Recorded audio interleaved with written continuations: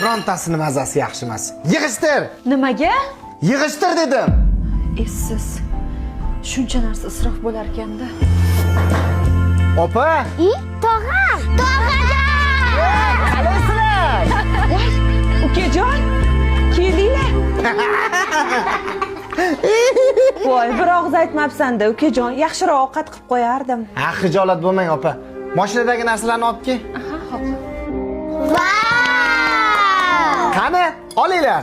Bismillah.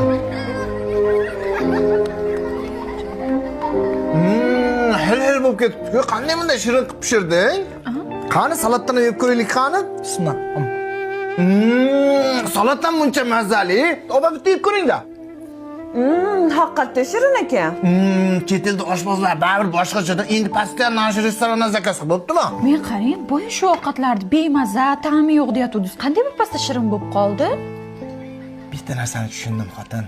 Ovqat shirin qiladigan narsa qimmat masalliq, chet elning oshpazi emas ekan. Har bir narsani mazali qiladigan narsa jigarlaring bilan baham ko'rishingda ekan. Bolalar astiraq jinglar menga ham qolsin. Olinglar.